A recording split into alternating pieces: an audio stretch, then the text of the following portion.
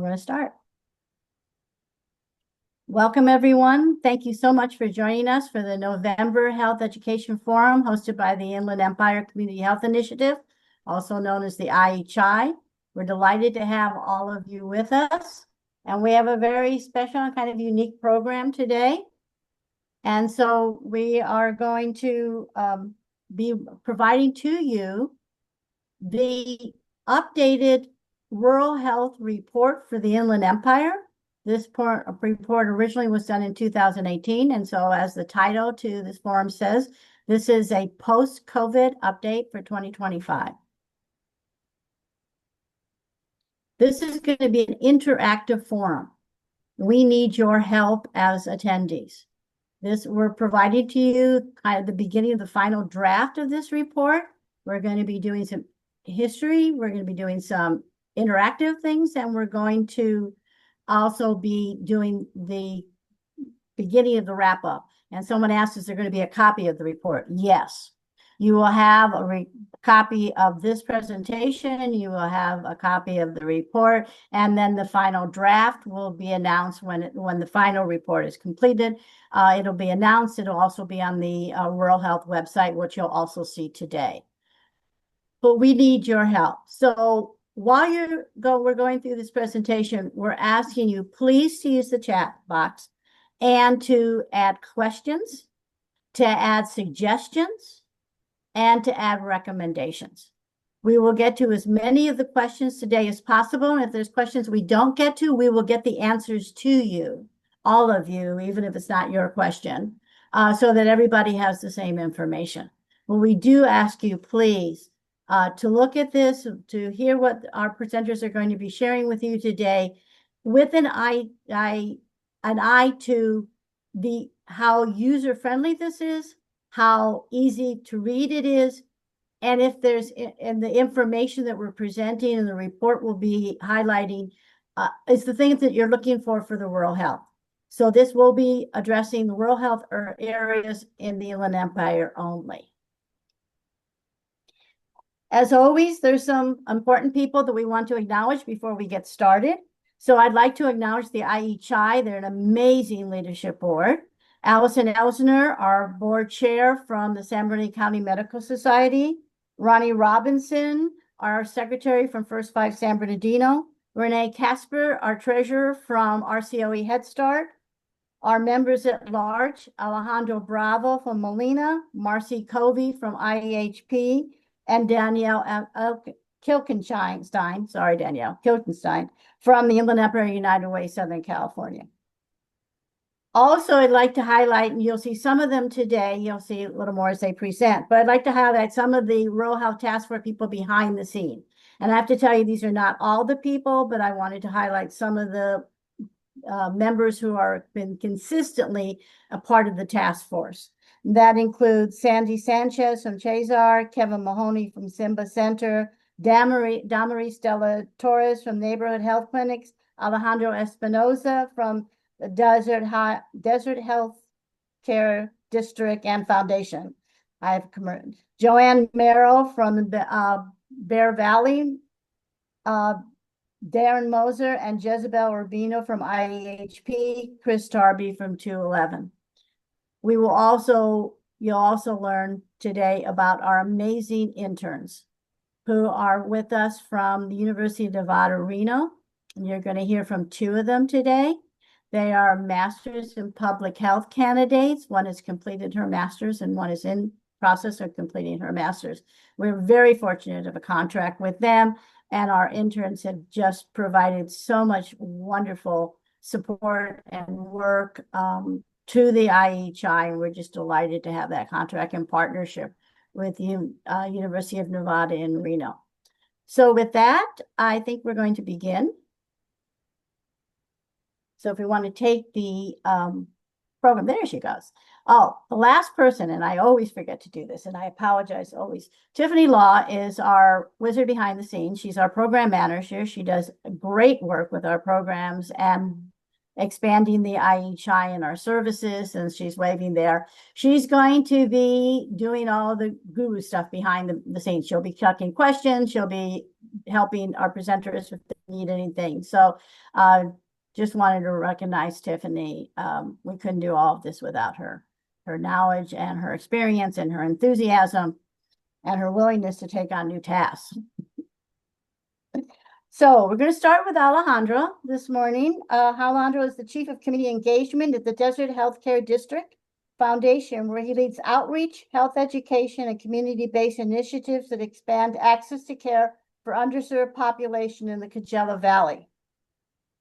So you will see as we go through the report that we have these 6 rural areas, and so Alejandro has been our lead for the low desert.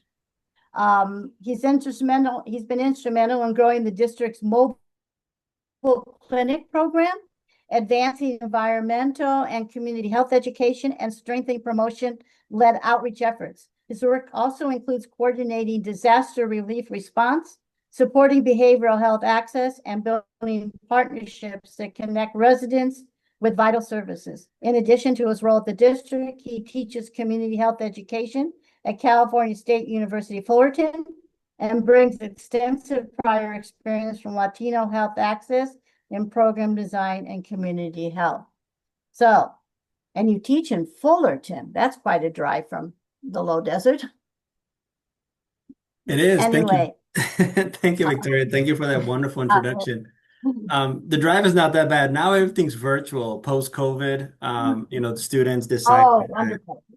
that I think the methodology of teaching now has shifted a little bit, and tenured professors, which I am not, are the ones that teach in-person classes now. The rest of us get to teach virtually, which saves me a drive, but I miss out on all those wonderful podcasts that I would listen to on my way to and from Fullerton a couple of times a week when I would teach there in person. But I do miss that student interaction, one-on-one, in person. But the sign of the times how things are changing. So, and which we'll be talking about a little bit, how we shifted our traditional, service provisions as healthcare providers from in-person to telehealth, telepsych, et cetera. So, just a little bit of the introduction of why we're here today. The importance of researching, the Inland Empire rural health services and needs. Rural communities across the Inland Empire, spanning from San Bernardino and Riverside counties, we all face very distinct health challenges that differ from those in suburban and urban areas. For us, looking at data sets, for us here in the Coachella Valley, we always get bundled into Riverside County. And we know that the healthcare needs of the greater Riverside area, greater San Bernardino areas are vastly, vastly different than those of us here in the low desert, in the Coachella Valley, up in the high desert in San Bernardino County. And when we're trying to get realistic data, or even, what services are out there for those rural communities, we always, get lumped into the larger county data set. So I think for us, it's very important to ensure that we have at least a guiding document to kind of shed light into this very specific rural communities, from the both high and low desert up to the mountains, even all the way out to Blythe. So for us, it's very important for us to create those data sets and have this wonderful document on the website where you'll be able to get some of that, localized data that does not exist, or if it does exist, is not up to date or is very old. Some of the rural communities, they face a lot of factors, including geography, the distance, transportation of, from services, workforce shortages. I know, there's a lot of workforce shortages, especially with primary care physician, not even including specialized care. There's a lot of specialists that are needed throughout, the both counties, and a lot of our community members have to drive quite a distance, to even have an appointment with those specialists. So for those reasons, we want to just kind of shed light on what some of those services, where those services exist, and how we could actually connect our community members to those services. Without a dedicated data on rural communities, their needs are often overshadowed in countywide, like I mentioned, or even statewide analysis, leading to underinvestment in services, because we don't have that, that focus on those rural communities. So there's definite underinvestment in those communities. misalignment of resources. We talk to community residents all the time in Blythe, and they're always, asking, why don't we have those services? Or why cannot the county provide those services? The distance between them. And we see a lot of them coming into the Coachella Valley for the provision of services because those services are not available where they live.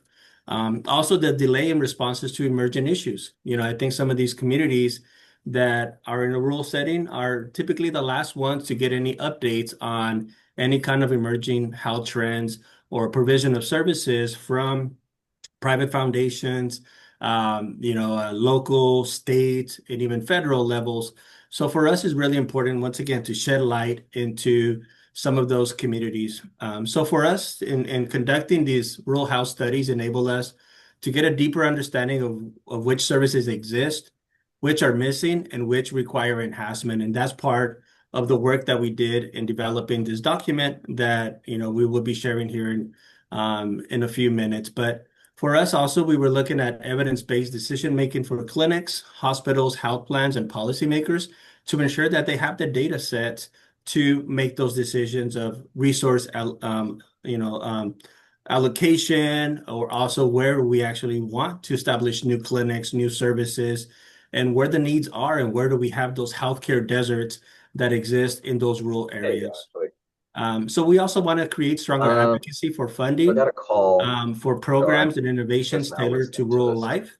I think, living in a rural area, which we are in some areas here in the Coachella Valley, we know even within the Coachella Valley, we have very different needs from, the resort style cities of Palm Springs, Indian Wells, Rancho Mirage, which tend to be very affluent, gated communities, from those of the farm working communities out in Coachella, Mecca, Thermal Oasis, where, very the healthcare infrastructure is not keeping up with the demand. And as population growth happens in those areas, we need to be cognizant of where we need to start allocating, where we start building up the network and the infrastructure to ensure that we're meeting that population demand. So this research, helps us also elevate lived experiences of rural residents, ensuring that their challenges and strengths are included in planning efforts across the region. So we want to include, the rural communities in the larger health planning and resource allocation at different levels, at the county level, or even so for some of the health plans to really start looking at some of these rural communities to see how they could expand their services to alleviate some of these, healthcare gaps that exist in the rural communities. So that's a little bit of background of why we're doing this, but I want to even take a step back further and talk about, the first rural health study that we did in 2018. The first rural health study for the Inland Empire was published in 2018, representing the region's first comprehensive attempt to document health conditions and service availability in rural areas. The key elements from the 2018 report include a demographic overview of rural populations, highlighting diversity, age distribution, and socioeconomic status. We also identified significant health disparities and chronic disease patterns within rural regions. We also did an analysis of service shortages in primary care, specialty services, behavioral health, and dental care, and also highlighting transportation and infrastructure challenges that limit access to consistent care throughout some of these rural areas.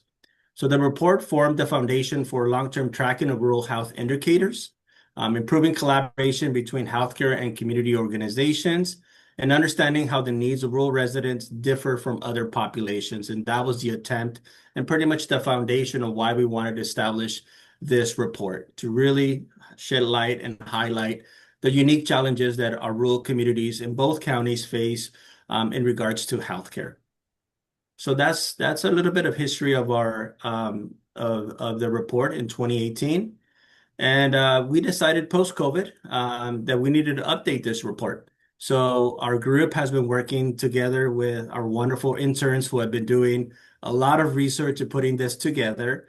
And we met collectively and said, hey, what are two new things, or what are some areas that we need to include in the 2025 report that were not included in the 2018 report? So in 2025, we actually added two new items that were very important that we felt needed to be included in the new report. Um, One of them being mental health.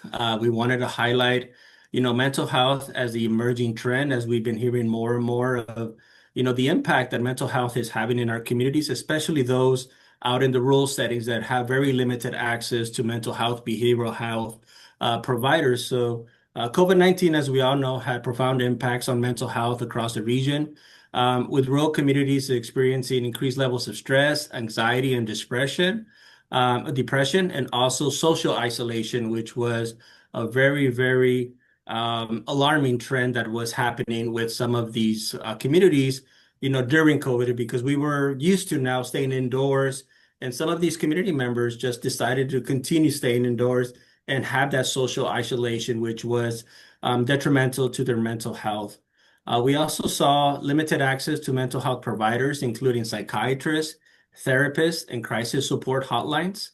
The high isolation due to physical distance, transportation barriers, and reduced in-person services, which we know was a lifeline for a lot of these folks. So incorporating mental health as a key indicator in the 2025 report provides a clear picture of post-pandemic recovery and how we're doing with mental health and behavioral health. It helps identify high need areas where services should be expanded, and that you'll find in the report. And then supports planning for integrated behavioral health crisis care and prevention programs to ensure that the rural communities have access to a lot of these services that are suburban, greater metro areas of greater Riverside, greater San Bernardino areas have access to quite frequently, and they have a multitude of providers where our rural communities do not have access to those same services.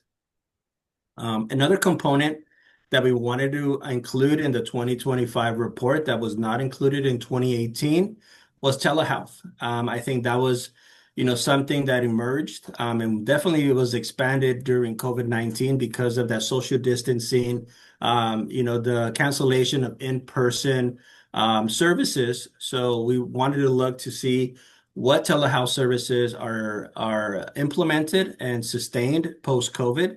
So telehealth usage expanded dramatically during the pandemic, becoming essential for maintaining that continuity of care. If you were not able to visit a clinic or see your psychiatrist, you were at least able to do some kind of telehealth consultation with those medical providers. For rural communities, telehealth helps overcome travel distances, transportation difficulties, and provider shortages. So somebody from Blythe could connect with somebody in the greater Riverside area via telehealth without having to drive such a long distance and be able to secure an appointment where they were not able to do that in an in-person setting. So telehealth has definitely reduced some of those barriers, and we're going to be highlighting some of those within the report. Telehealth also makes it easier for patients to access follow-up visits, mental health appointments, and specialty consultations. And that's very important to ensure that there's a continuity of care and that the patient is able to be seen by the same provider to make sure that they're continuing their services. However, with telehealth, as we know in the rural areas, there's definitely challenges. The top one being broadband access, which varies across rural areas. Internet connections are, very, very bad in the rural areas, especially if you're doing some kind of telehealth service where you require audio and video. That folks living in the greater Riverside or San Bernardino areas do not experience, because obviously that infrastructure is robust in those communities. Whereas in rural areas, we still have very spotty Wi-Fi connectivity. So even to have a consultation via telehealth, there's still those challenges, even if we're able to secure those services for rural patients. And also digital literacy, differences between, the impacts, the usage and comfort with technology, especially with older adults. Some of them really don't know how to use Zoom or any kind of other medium to have, their telehealth consultation, or even how to troubleshoot if their Wi-Fi is not working, if they're on mute, if their microphone is not working, if their camera is not working. So even though we might be able to address some of those challenges, we still need to look at, the infrastructure to support some of these telehealth services, in our rural communities to ensure that they have equitable access to all of the services that, the traditional higher populated areas have access to. And then lastly, the inclusion of telehealth as a 2025 health indicator allows the report to measure utilization and how effective telehealth services are, highlight the digital divides that exist in certain communities, and then inform future investments in broadband and virtual care infrastructure to ensure that those communities have broadband access, so they could have access to, even if they don't have the access for in-person services, at least they're able to use the alternative, which is telehealth, but they need that infrastructure to ensure that they are able to connect with those providers. So, any questions so far? I know I've said a lot here within the between the history, highlighting a couple of key components of the 2018 report and some of the new things that we're adding for 2025. Any questions so far? No? Okay, so I'll continue on here. So a couple of the highlights for today, as Victoria mentioned, we're going to be talking about Fatima will guide us through how the 2025 report was updated, including the sources of quantitative data collected and analyzed, how narrative sections were developed to reflect community context and lived experiences of those community members living in a rural setting, the methodology improvements from the 2018 report, and how COVID-era data were integrated to reflect current realities. Her overview will help us understand how the report maintains accuracy, credibility, and relevance for decision makers. And I see a lot of representatives here from our elected officials, so I think this might be really good information for our legislators to have to really shed light into the needs of our rural communities. And then also Darren Moser from IHP is going to walk us through the online mapping tools that he created to visualize the provider shortage areas, disease burden across rural communities, access to care and transportation limitations, and then also addressing the social determinants of health. So the interactive map is really, really neat tool to help you look at very specific areas and be able to look at some of those data sets. Once again, that will help us, to plan for, allocation of resources, for grant writers that are looking at data specific for those rural communities, and also community advocates that want to advocate to see an increase of services, telehealth providers, et cetera, to ensure that our rural communities have the same access that our greater, larger populated areas have access to. So, and then lastly, Elena is going to be providing us, sharing with us some new features in our 2025 report, which include additional indicators, including those two that I mentioned, which are mental health and telehealth. Talk about the updated visualization and charts to make data easier to interpret, improve layout and structure to increase readability of the report itself, and then the integration of maps and digital features that complement the written report.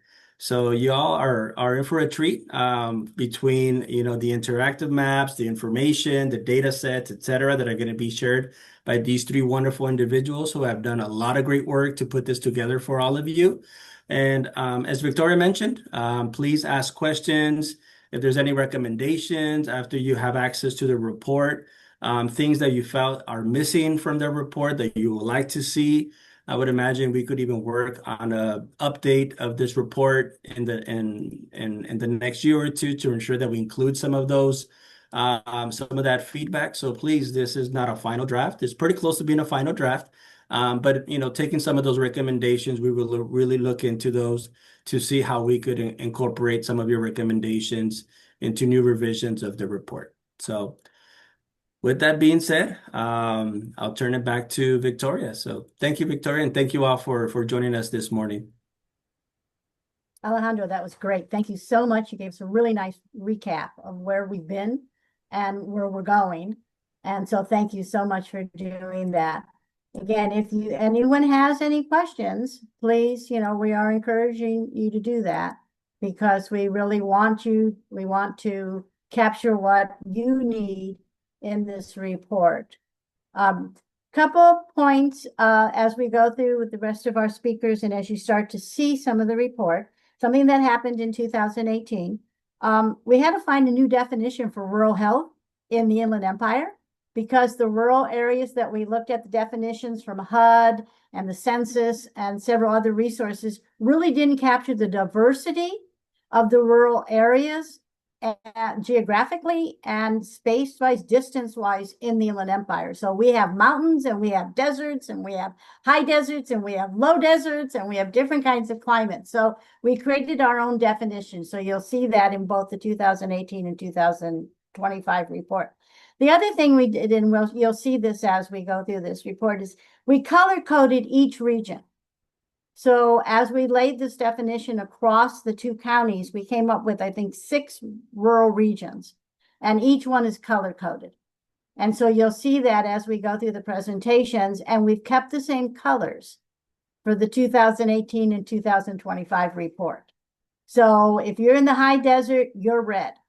And so you're going to be red in the original report, which is on our website, and Darren will show you how to find that, and the new report, which will be on the website when it's completed. I think, Alejandro, I think low desert is green. Am I correct? Okay, so low desert is green. So if you're in the low desert, that's your color. So you'll see that utilized in a variety of ways as we go through these presentations. So I'm going to move on to Fatima if I know how to highlight her. Let me see if we can do this. Tiffany, I need your help.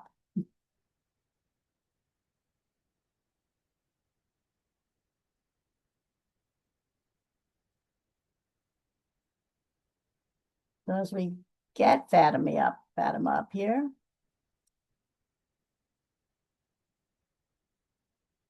Tiffany, can we highlight Fatima, please? Yes, she's up.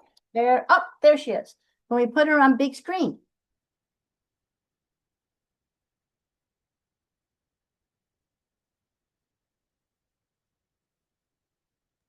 She's there. Go ahead, do the file.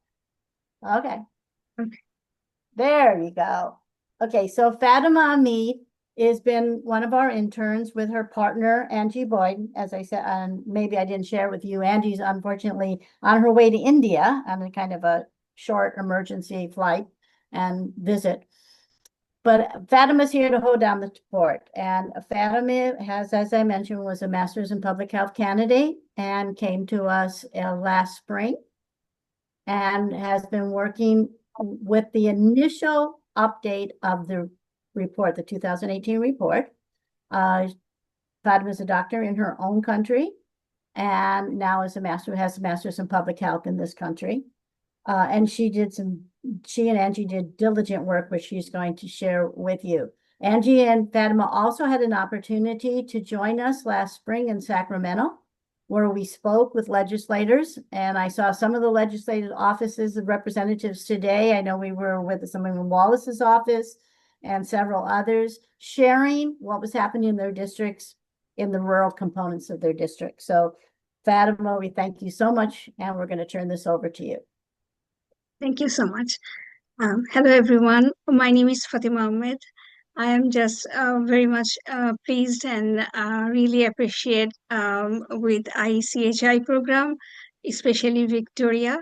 I learned a lot, honestly, and we jointly worked, Anjali and me, very much we learned, like how to, basically when we started, we didn't know nothing. How can we start? It's a very vast and different types of informations, especially the indicators, social indicators. We first very few weeks we are just thinking how we can start it. So finally we find out that we can track down all social indicators in a Microsoft Excel, and thus we started. We just started basically nothing. We concluded initially, but when we went with this legislative program, now we realize that how this is the way in USA people are working is the different ICHI Inland Empire work for rural health services. So um, we started from there, and we try to find out through the websites, different sectors. We mm, try the basic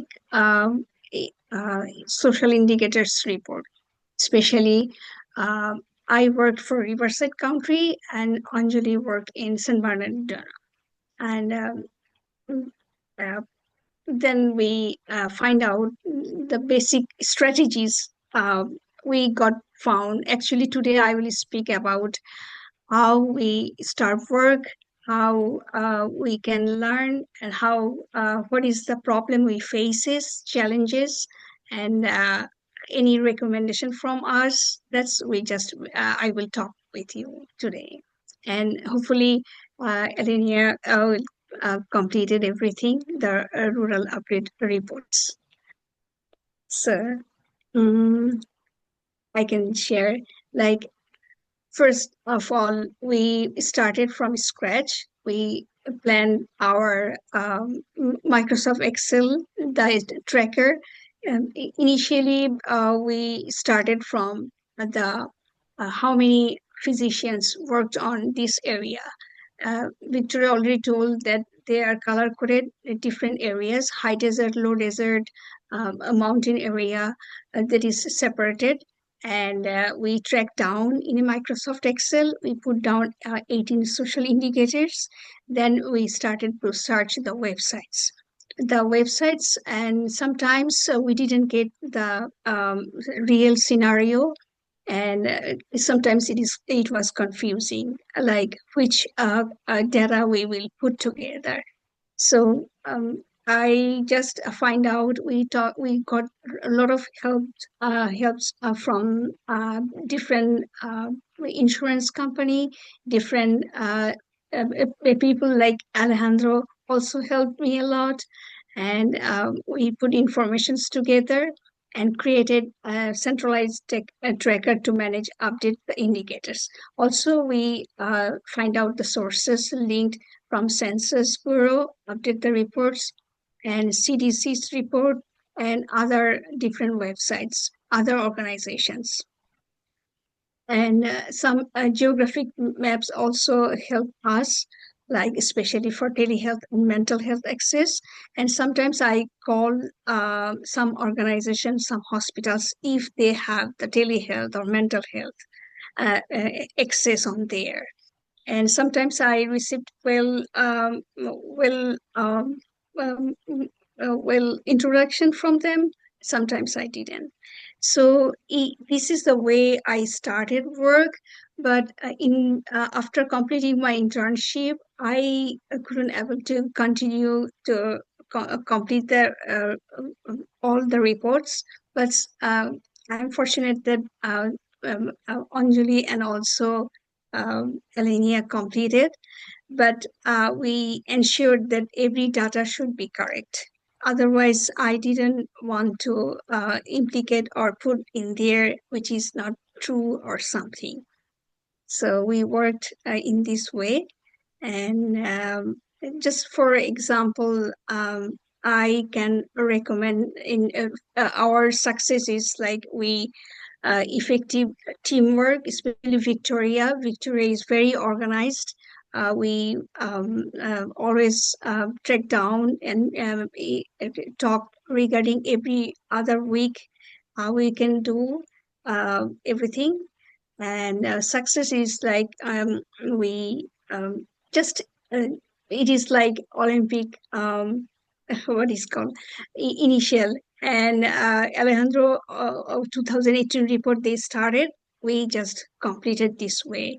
And challenges is I already told that sometimes limited data availability and also time constraint for validation, inconsistent data sets, which is like, if it is beautiful that if we get the real data, we can immediately show the data how it is working, because people are moving from one place to another, and a lot of political situation have been changed. So data become like updated every times. It's now although I will tell that it, very much everything have been changing and improvement, especially the insurance people, medical. The people have a lot of opportunities right now, get access through ICHI and different like insurance company. They are getting access. But however, the transportation, telehealth, Alejandro talked about mental health, the specialized doctor or specialist anyone. Sometimes they couldn't able to get access either, or the transportation problem. Sometimes people doesn't get, so that is challenge we have been found on the report. And some recommendation I can give, like continue using data tracker for future revision, update the maps. Maps is very helpful, I think, I believe, because all informations on the map is very much helpful. People who just wanted to go for their specialization, people, doctor, for their seeking health, and other like a- adding a broadband access indicators, and then workforce, increase the more, adding physical workforce. If we get the data from like near LA area, near Riverside County, it would be perfect, like confirm report we can get. Anyway, I want to thank everyone. Like I learned a lot of things how the process is going on, especially when I went in legislative meeting. I really appreciate for this. I met a lot of representative and also the senator in there, so it is helpful for me. Next, I just want to share one like little information with you on the next slide, Tiffany. Uh, it's like in Morongo Valley. Then when I started, I basically tried to find out from Census Bureau report where the demography of simple Morongo Valley areas people. The population, you can see only people 3,552 on 2018.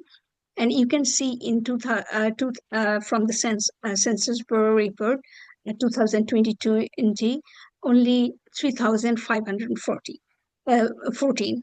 But when I saw its 2023 report, a little bit increased. It's around 4,000 people on there. But still, they have need health insurance, like transportation, um, um, um, a good environment, other social indicators, everything they needed.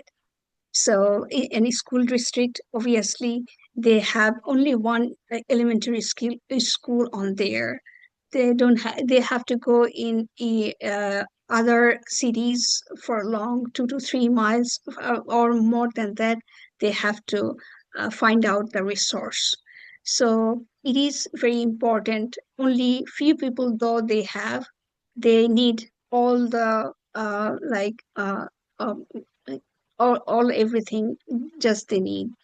Look at that, like though they have the population this, but 25.3% population living below the federal poverty line on 2018. And you can see in here like uh, 11.2% of the population lacking healthcare coverage.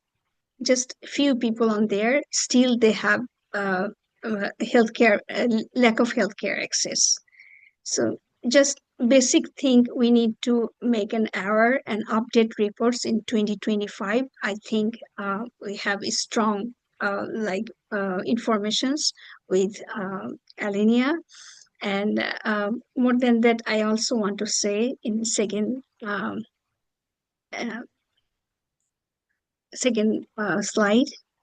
Yeah. Um, Here I started work like what, for example, mental health services.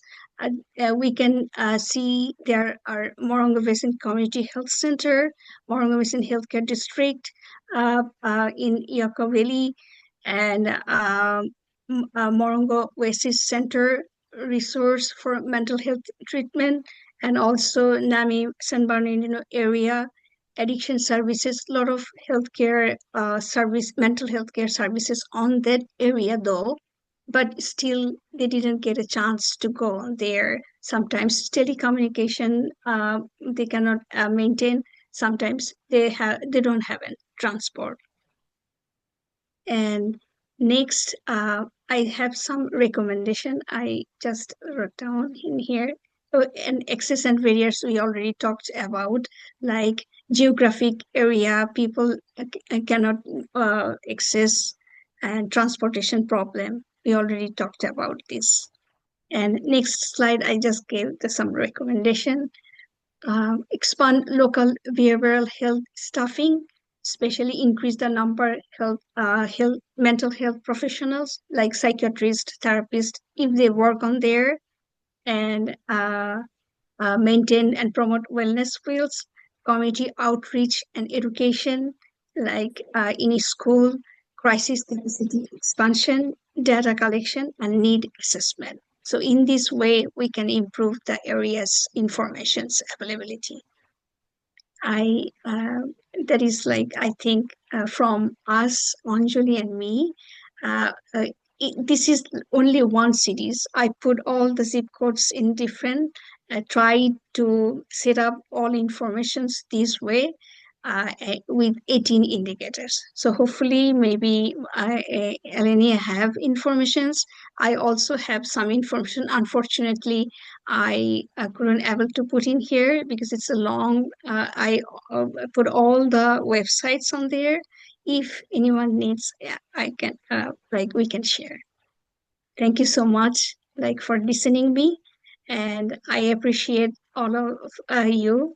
I want to acknowledge Victoria, Tiffany, Anjali, and also Alejandra and all peoples whom I talked with them through my internship program. Thank you and appreciate it. Thank you.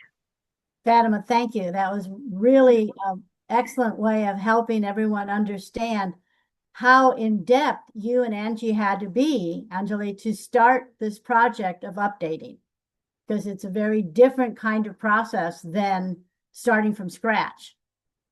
And updating after 6 years and after COVID was a major project. So we want to thank you for all the work you and Anjali did. And I hope everybody on the call understands that this was a major project for them to start from scratch like this and do all these updates and create things like the tracker. So we're very, very appreciative of all the work that you and Anjali did. So thank you so, so much. Do we have any questions for Fatima or questions about this part in general? I do see a question in the chat. It looks like it's from Dr. Van Putten. They say that they are a behavioral health provider with IEHP, and they would like to talk with someone other than their local PSR regarding being able to reach members in rural areas to provide them with telehealth services. And they ask everyone on the call if they have a contact person for rural areas. Thank you. And I think at this point, to answer that question, we probably have several contact people. And Marcy's putting in, please reach out to her at IEHP, because I know that Marcy's working with the rural areas that IEHP serves. Alexandra Bravo from Molina would also be another person, because Molina works in the same areas as IEHP, but not all of them. And then you can always reach out to us, and we will link you based on what areas you want to serve through telehealth, or if you want to serve all of them. So those would be 3 contacts at this point. Thank you so much. Thank you, Fatima. Thank you. So now we're going to show you some interesting aspects of our website. So one of the things that came out of the first rural health report was that we created a rural health website. And it's ieruralhealth.org, and we'll put that in the chat for you. And we're going to turn this over to Darren. So let me give you a little bit of information on Darren. Darren is with IEHP. He's a GIS informatist at IEHP. So I hope all of you know what that is. Darren's been contributing to the GIS team for the past 10 years. He's the recipient of a 3 SAG Special Achievement in GIS Awards for ESRI, currently developing Power BI and web applications that serve the team members and members of the health plan, which serves 1.5 million members across the Inland Empire. What I know about what Darren does is it's magic. We try to make it not so magical, but So Darren's been an intricate team, and I have to give credit to his predecessor. Eric Dick was our first IEHP GIS, I guess, and yes. for the 2018. So he actually worked with us, and our web designer, Carrie Klein, developed the website, and then everything that you're going to see on it through Darren. And then Darren took over for the update of the 2025. So we're going to turn this over to Darren, and he's going to show you these things. And all of this is going to be available to you. Yes, thank you, Victoria. So yeah, I brought up here the IEHI website, which again, we'll provide a link at the end of this presentation. And under that, you have the ability to go to rural health data, and that will take you right to the web application that IHP's been able to help contribute to. But again, like all maps, it really was a team effort. All of the data that was supplied to me, I'm very grateful because a map is only as good as the pieces that support it. So we see here, as indicated, we have a variety of colors indicating the different regions. As you can see, they are kind of cookie cuttered around the urban areas as we are focusing on the rural areas. But one of the things we want this map to be is to allow you to focus on individual layers, to filter, to drill down into specific areas of interest. So for example, we have not only IHP providers, but we also have Molina providers listed. And from that, we can demo a couple of our features here. So with IHP, you're able to select a specific specialty or a city. So with that, after you've activated that particular layer, you can easily toggle that on and just have information, address, contact information, specialty, and so forth for those providers. But besides just being with IHP, we've also had a focus on some of our clinics and health centers. So looking at our community health centers, let's say we want to focus here up in the high desert, and we can also limit that down. Let's say we want to look at mobile medical, or we want to look at, let's just say, I want to see where all of the Arrowhead Region Medical Center is, or any particular health center. So once we've isolated that, now we can zoom out and see, oh, well, where there should be, right down here in the regional area. And again, we're able to see contact information, address information for all those locations. Moving on from that, so the main flow of the map is that you turn on the layer that you want, and then some of those we've incorporated filters for. So if we wanted to look at the medical societies, we've also been adding a bunch of information. This is originally started in PDF form, but now we have it all mapped out. So we can, let's say we want to look at just high desert area. So again, we can filter to that, and we can see all of the information digitized there, contact information. So like most maps, the more specific a question, the more specific request you're trying to get out of it, the better. So if you are wanting to just see a bird's eye view, that is helpful. But if you, let's say, want to look at Merino Valley, or you want to look at High Desert, Apple Valley, or anything like that, being able to filter and pull through all of that really gives that ability to see what is in your neighborhood, what is in your area. And again, by having this be a landing page here on the ieruralhealth.org website, as we continue to add more information or make sure things are up to date, it's a one-stop location that you can come with those resources. So last few layers, again, like I said, we have a list of our Molina providers, which can also be filtered by like specialty or the location area. And we also have our medical societies. So those are grouped into several different areas. Again, high desert, low desert, and so forth. But at the end of it, we want you to be able to use this as a resource and tool. Again, it's linked straight here from the top of the IHI website. And it just also gives a overall view to seeing where our resources are, where our people are, and hopefully is a useful tool and will continue to be so. And that's mainly the application. We kept it short and sweet, and all of the different abilities.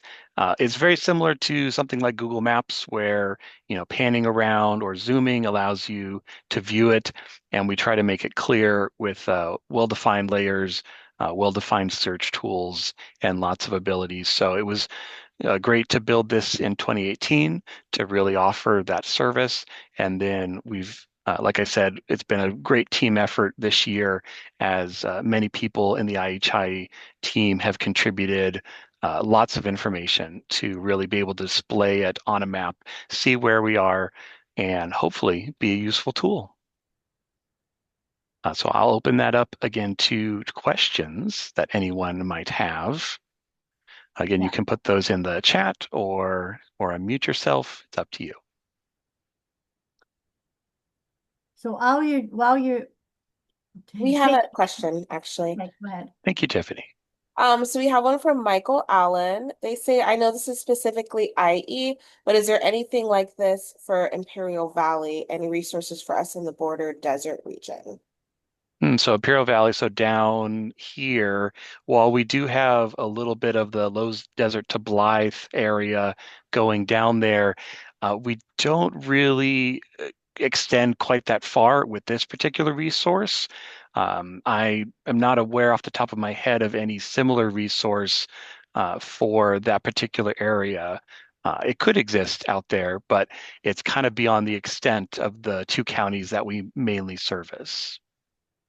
So unfortunately, it's not a great answer, but I encourage you to continue searching, as I'm sure there are resources out there. We have another question. Someone asked, is there a reason some of us in the rural high desert are not in the red, specifically Yermo, Newberry Springs, etc.? I don't have a direct answer as far as the layout of these regions. It was kind of created before my update, but I believe, again, the main purpose is more of a generalization of we're looking at these different areas. Like Victoria says, you have different types of impact. Let's say the mountain region. Access is very limited. You're often traveling very far to be impacted by services. So yeah, don't take it as there's not a giant red line in the desert. And if you're on one side of the line, you're covered. And if you're on the other, you're not. So again, these are, like I said, mainly focused around non-urban areas. So don't take your exact placement personally. It's not intended. And if we missed areas or cities, urban rural cities in an area like the high desert, please put that in the chat because we want to talk to you about that, and we can expand these. We kept the same areas that we had in 2018, but if there are service areas or new areas that we need to include, please let us know that. This is exactly why we're doing this today. We want that feedback. We want that information. So to highlight, because Sister has this map up, the other challenge we had in 2018 was we have two mountain regions in two different counties, but they have very similar needs and challenges. So with the green are the two mountain areas. So you're going to see the bigger mountain range area, the Running Springs, Lake Arrowhead, Big Bear in the San Bernardino Mountains, but you're also going to see the smaller green of Idlewild and that area in Riverside County.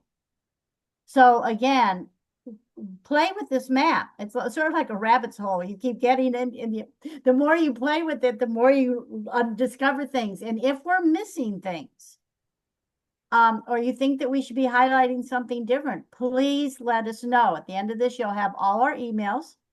and definitely mine and Tiffany's. And we want that input. That's exactly why we're doing this today. So thank you for that. And I encourage the rest of you to do the same thing. I also want to highlight, as Darren did also, in 2018, the only service providers we had available and provided to us was IEHP's providers. And then we populated school districts because we wanted to see the connection in looking at solutions to rural problems. And the rural areas have some type of school service that's provided to them. And we wanted to see how we could link maybe medical services with school districts, again, because of the transportation issue. So but this time in the 2025, we really reached out to other providers. And so that's why Darren's map is much more robust than the original one we had. So Molina provides with their providers. Both the San Bernardino Medical Society and Riverside Medical Association provided their physicians, both primary care and specialists. We got mental health providers this time. Chase, our clinic association, Cindy Sanchez and Jody Winger provided us with the clinics, so that there are a lot more resources highlighted, not necessarily directly in the rural areas, but at least you can see where they are and what the distances are. And maybe as you work in your own areas, rural areas, you can utilize this to start some problem solving of how you can link your residents with the services. So for instance, Blythe, because they had so few services out there, even after the 2018 report came out, have started running a transportation into the Palm Desert area for their residents so they can particularly get specialty care. So this is a work in progress, and we give it to you as a gift so you can also look at your own areas and find solutions, and we're here to work with you on those solutions. All right. Well, thank you everyone for your questions. And again, we'll post the link to this in the chat. But we're glad that it's a tool, and we're glad it's a great starting point as we're continuing to look at the Inland Empire and ways we can help the members within. And Darren, while you got this up there, let me highlight, whoops. When you go on the website, you'll also see the 2018 report. That's correct. So there's a link that says Rural Health Report. That's a 2018 report. When the 2025 is ready, it'll also be posted up there.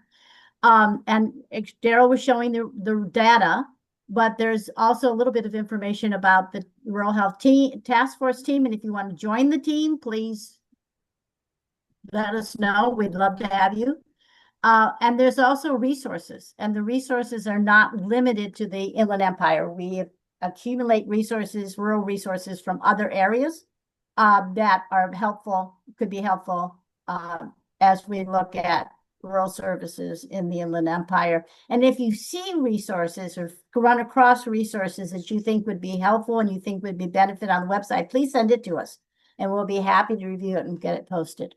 So thank you. And thank you, Darren. You did a great job on this and expanding this. Eric did a wonderful job creating it initially, and you've just taken it to the next level. So thank you so much for that.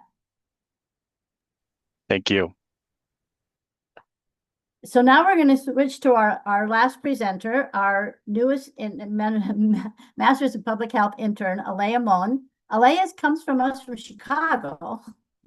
So she's really doing a great virtual and kind of internship with us.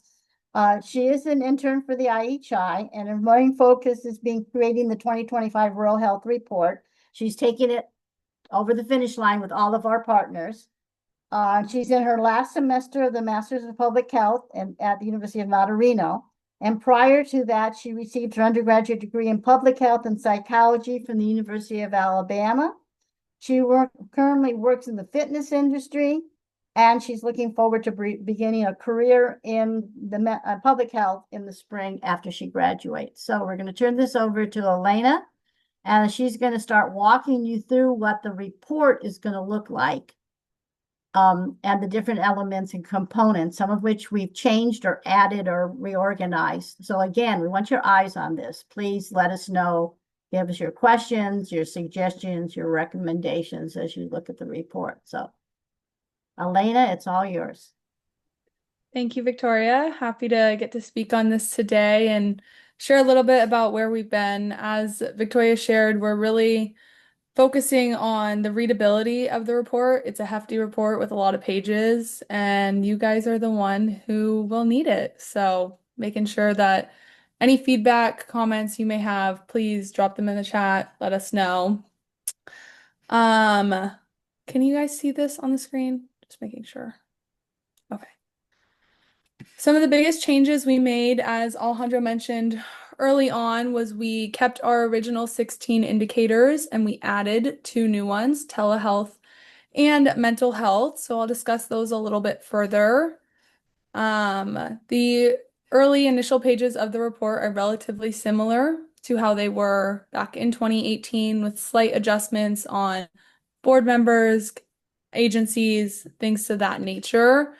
There is a link to the original report on the 3rd page, so you can always quickly reference that when you are looking at the 2025. I know we talked a little bit about the definition of rural areas as we include them in the report, so I highlighted that for your reference if you're interested in how we defined it for this report specifically. Also outlined the different colors and who they belong to, which region they're going to color code. And you'll see the maps throughout the reports. As you can see, this is very similar to what we were just looking at with Darren. Not as interactive as fun, but more of a snapshot picture of it. And we referenced our community partners for 2018, as well as who we have joined in 2025. Something we added in this report is we wanted to acknowledge our 2025 agencies who supported us in creating this. So as you'll see noted, the last page of this report has some descriptions about each agency, which is also still missing some. So those are not completely inclusive of everyone who has been a part of this report, but just know that that is something we've added on. Indicators, the first 16 are the same as they were back in 2018, but we have added telehealth services serving the rural regions as well as mental health services, as you can see indicated on number 17 and 18.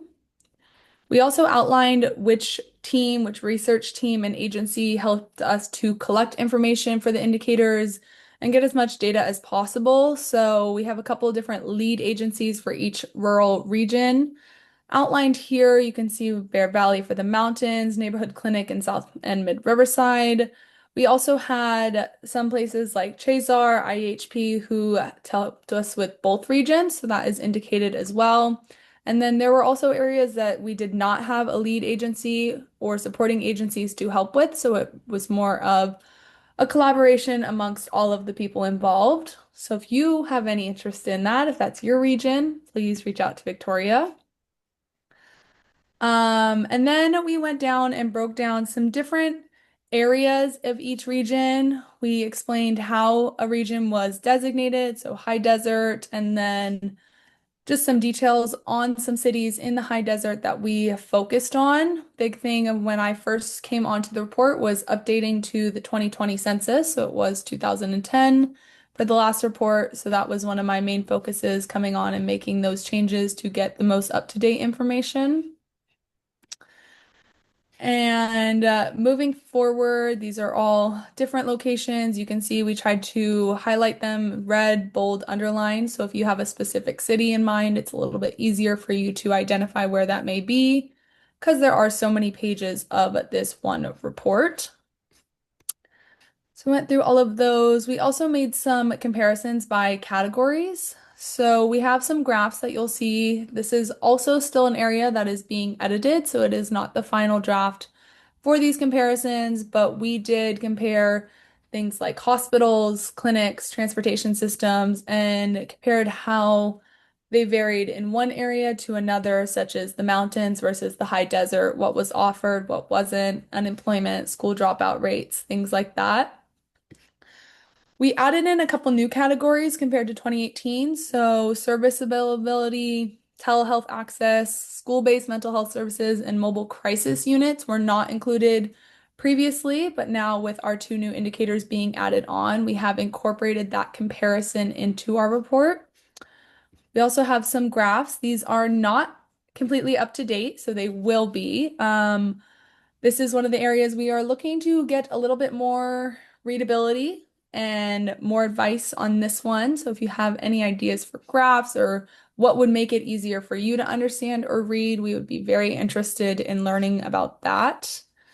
New graphs that we added, as I mentioned. So as you can see, things like telehealth access, high access, moderate access in somewhere like high desert to state line or the South Mid Riverside County area compared to the mountains or low desert where the telehealth access is limited.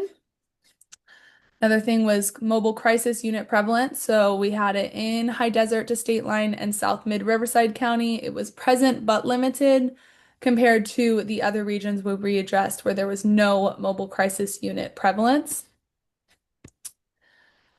Next, we added on more information, as Alejandro talked about, with the telehealth services and mental health services. Some gaps we noticed when compiling the report, especially for telehealth access, digital literacy, internet access. As Alejandro explained early on in the meeting, things like if you're trying to do video and voice at the same time, just in these rural regions, the internet access is not equipped for it. Also, digital literacy, it is hard to try to navigate things like Zoom or other versions. So trying to find a way to navigate that and addressing that, as well as offering some developments that we found, such as hybrid models, as well as mobile hotspots to give that access more. And then just some recommendations to give telehealth access more prevalence in the rural regions. Same thing for mental health services, so some regional gaps here, provider shortages, and then youth mental health, as in the graph above. With the prevalence in schools of mental health services, it is definitely limited, underfunded. And then just some barriers to care, transportation, the stigma associated with mental health, all very prevalent and things that need to be addressed in the report, and some recommendations we can give regarding those things. Some other ways we added to this report was we added things like access to care, behavioral health, transportation, and infrastructure for San Bernardino rural counties or rural regions, as well as Riverside County rural regions. So we just compared some different things among the regions, such as hospitals and clinics for access to care. Also, when it came to behavioral health, provider gaps among different areas of these 2 counties. And then we discussed transportation and infrastructure, how that can very much play a part in people's access to care and where they go, if they see providers, how they see providers, things to that nature. So like I said, it is still a work in progress. If there are areas you noticed were missed or some things you would like to see in this report that you think could benefit the people reading over it, we are very interested. But if there are any questions, I'd be happy to show a couple of different reports or parts of the report.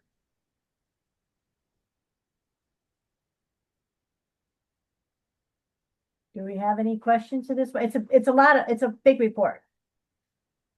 And there are a lot of components to it, more so than the first report. So if you go on the website and look at the 2018 report, just a little bit that Elena's highlighted for you, you'll see the difference. It's much more robust. So one of the things Elena and I have been talking about is we're going to put a table of contents in this report, which we did not have in the first report. So it'll be much easier to find specific areas or things that you're looking for. And we've also tried again to highlight things and make it easier to read. Helena's been doing a lot of that. Is this easy to read? Is it easy to find? Is it organized well? And so we will be sending that out to all of you. And as a follow-up to this forum, so that you will have time to look at it. I know this is a lot in a short period of time, but if you have any comments, recommendations, or questions, please send them to us right now. so that we can at least highlight areas that we think or you're recommending that we look at more, like some of the cities in the high desert that have not been captured here. Anything else you wanted to highlight, Elena? That is all for me to highlight. Thank you, Victoria. Okay. So we're sending it back to the audience here. What's your feedback? Are you gonna mute yourself and just speak up? Share with us your reactions, your thoughts, your comments. This is what we need from you now. Told you this is going to be an interactive forum. So we need you to interact now. From the Office of Assemblyman Lackey, I just wanted to thank you so much for putting this on. It was a wealth of information, and I just want to make sure that we are tapped into it. I'm glad that you're going to be sending us the documentation so that we could go over it with a fine-tooth comb and get together with my team and see if we have any more questions and see how it is that the Assemblyman's office can be a support. Thank you. Thank you, Iris. And yes, we met with Assemblyman Lackey in the past up in Sacramento between the two reports. And so we brought him detailed information about his district. And so definitely be working with you. Thank you. We have a raised hand from Patricia. Yeah. Hi, Victoria and your team. Like amazing work across the board from all presenters. Is there a synergy in terms of the policy that will arise out of this? Is that the expectation for the various partners? I'm just thinking of sort of the IEHP Foundation work, and there are a lot of elected official offices on here. And have you in the past created like maybe a short version with policy recommendations or something? We have. So we've done a couple of things between the 2018 and the 2025 report. And some of those things the task force will be looking at, maybe duplicating or doing a little differently. So one of the things that we did between 2018 and when we had to close down from COVID, and then we picked it up again when everything opened, is we've gone around to each region and we've held regional meetings with stakeholders in those regions. And our task force leaders in those regions have hosted those or helped coordinate those. And so we brought the report to the region specifically around their region. And we've also linked in 211 data for their region. And then with the people in those rooms, we helped them define what they wanted to work on based on the data coming out of the report, whether it was homelessness, whether it was transportation, whether it was mental health services, and help them develop an infrastructure within their region. So we'll be talking about doing that again after we finish the reporting and get it in the final report out to everybody. So that's one thing. The second thing is we have taken the data in smaller bites, as you're talking about, to our legislators. So Assemblyman Lackey and Assemblyman Wallace. And we have gone up to Sacramento and also worked in their district offices and provided them a more specific component of it. So they have access to the whole report, but we've drilled down certain components for their districts and talk to them about ways of finding solutions to challenges. And I'll give you a real quick one because we talked to Assemblyman Wallace's office about this. Idlewild has one elementary school, no clinics, no hospitals, one retiring doctor up in Idlewild. But Idlewild is served by the Hemet Unified School District. And so the middle school and high schoolers go down the hill every single day, and the school district provides a bus that goes up empty in the morning and come down empty in the afternoon. So one of the things we talked to Assemblyman Wallace's office was about is there some way there could be a collaboration where a medical staff team could go up to in the empty school bus in the morning and spend the day at Idlewild in a community center or someplace and do well baby checks, inoculations, asthma education, diabetes checks, blood pressure checks, and then come down in the afternoon in the empty school bus. So those are the kinds of things that we're looking at helping communities navigate and identify. So to your question, yes, we will continue to do some of that support service and advocacy work, but we're open to all sorts of ideas.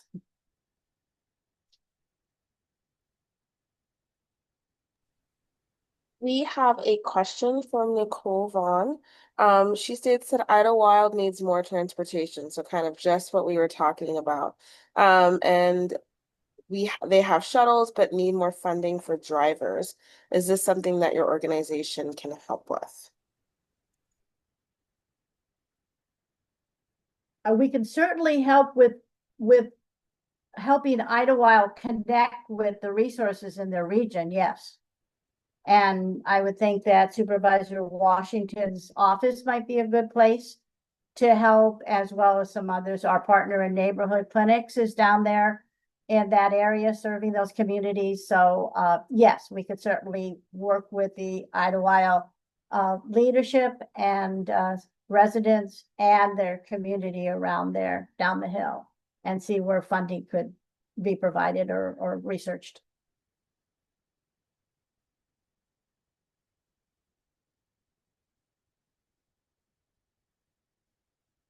Do we have any other comments, thoughts, questions, ideas?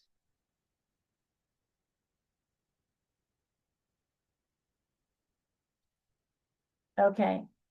So a couple of little plugs. The IHI does 4 health education forums a year. This is our second one for 25-26 program year. We will doing one again in January. So look for those notices. You're all on our mailing list now, so you'll all get those notices. Our annual legislative forum will be in March this year. It's a forum where we bring together county, state, and federal legislators, both Assembly and Senate in California, together to discuss a health hotspot or a health issue for the Inland Empire. So again, you will also get all that information for the legislative forum. In March, we will do a mental health education forum in May as National Mental Health Month. So look for those. Stay in contact with us if you are at all interested in serving on either our advocacy task force or our rural health task force. We would love to have you join those task force. You can contact me or go on our website and find those. We will add you to our email list and you'll get our e-newsletter. Reach out to us for anything else that you are at all interested in or need, or want us to consider taking on. The IHI works in 4 areas. We do health education, we do health enrollment and utilization support services, we do health advocacy, and as you can see today, we do health research. So those are our 4 prongs. Thank you very much for joining us. Since I have just a couple of minutes, I want to highlight our advocacy council, because we have a board of directors and then we have an advocacy council. And our advocacy council members now are Jody Winger from Chazar, the Clinic Association, Larissa Willis from First 5 Riverside. We also have First 5 San Bernardino working with us. Benita Ramsey from Unity Fellowship, Damaris De La Torres from Neighborhood Health Clinic, and Kevin Mahoney from Simba Center up in the high desert. So we're thankful to all of them, all of our leadership who keeps the IHI focused and moving forward, and to all of our partners on the task force, some of whom you saw today. And if when we get ready to do regional meetings, we'll be reaching out to you. And if you're interested in working with us on a regional meeting in your region, your rural health region, please let us know and we will contact you when we start putting that schedule together, probably late 2020, well, late this year, early 2026. Thank you so much. Have a good day. And as we said, this will all be sent out to you. Great. Looking forward to it. Thank you so much, Victoria. Thank you, everybody, for joining us today. Have a Bye-bye. good day and a good week and a happy Thanksgiving. And if you Happy have a few Thanksgiving. moments to please complete our post survey. The link will be in the chat. Oh, Yeah. sure. Thank you. Please do that. It's part of what we're trying to do also is get more data on our forums also. So thank you very much for your cooperation with that request.